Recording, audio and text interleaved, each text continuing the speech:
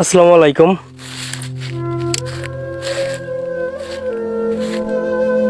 এই যে এটা হচ্ছে বগাজানির মাঠ, শুধু পাট, চকে চক পাট। এই যে আষাঢ় মাস আসলো প্রায়, আষাঢ় মাস এই চৈত মাসের জ্যৈষ্ঠ মাসের বোধ হয় আজকে 26-27 তারিখ হবে। আষাঢ় মাস পড়লে পরেই আষাঢ় মাসের কিছুদিন যাওয়ার পর থেকেই বর্ষার পানি বিলে পড়া শুরু হবে।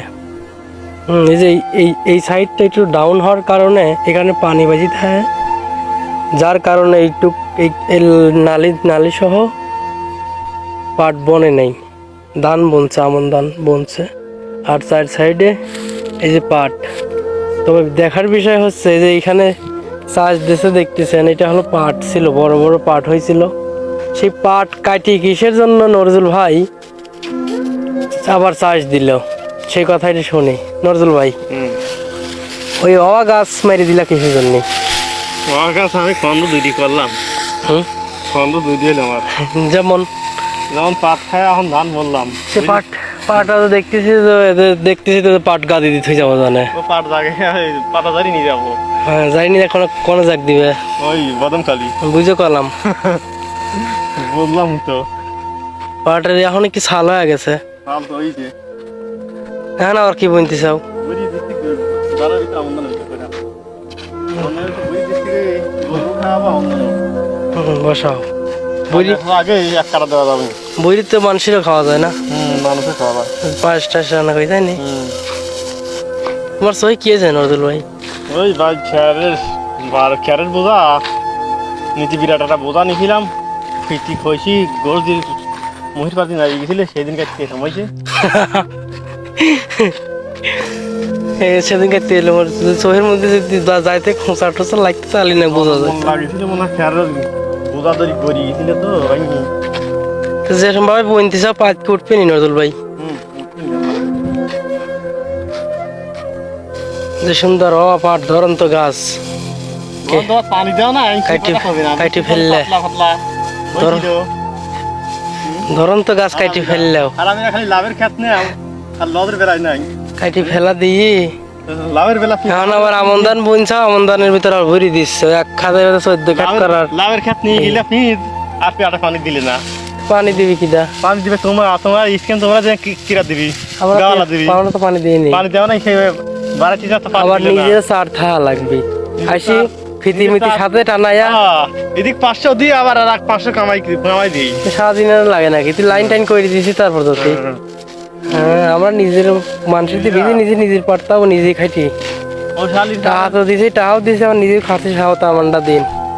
ও ড্রাইভারের বয়ে তো আমি 2বার দিলাম, তাও কি ছিল আমার সাথে একবার যথা লাগবি, আমি কলামও কয় কি মনে নাই তো, আরে উপরে আলি দিয়েছি আর নিচের আলি মনে নাই, যাই নাই বিধি তাই।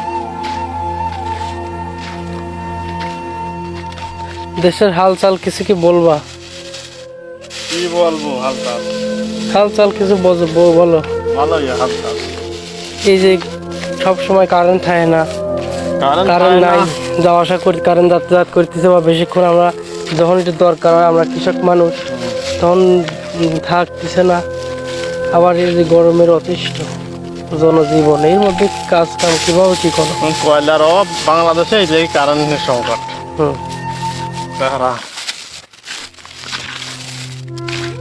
তাহারা তো কারেন্টের অভাব হচ্ছে না।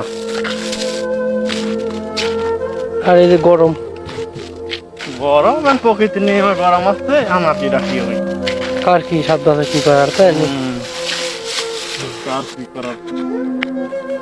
দেখতেই পাচ্ছেন নজরুল ভাই খুব ব্যস্ত মানুষ, ব্যস্ত সময় পার করতেছে। প্রত্যেকদিন এই রাত 8টা-9টা বাজে যায়, 10টা বাজে যায়, সে গোসল করে, রাতেও ঘাস কাটে।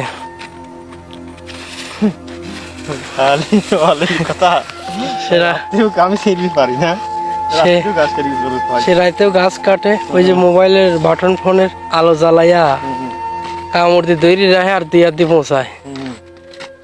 অবশ্যই আমি আপনাদেরকে একদিন না একদিন দেখাবো যে নজরুল ভাই রাতে কিভাবে ঘাস কাটে। তবে একটা বিষয় বলে রাখি, ও অত্যন্ত সহজ সরল মানুষ, কারোর সাথে জয় ঝামেলা নাই। দোকানপাটে মানুষ যে 4-5 জন মানুষ বসে যে একসাথে কথা টথা বলে বা রুরু খেলে বা কিরাম খেলে, চা স্টলে বসে অনেকেই গল্প করে, সেই ধান্দাবাজি কথাবার্তা বা আড্ডা দেওয়া তার মধ্যে নাই বললেই চলে। আর সহজ সরল মানুষ, দোষ একটাই, অতিরিক্ত রাগী। সে যখন রাগে তখন আর কারো গণে না।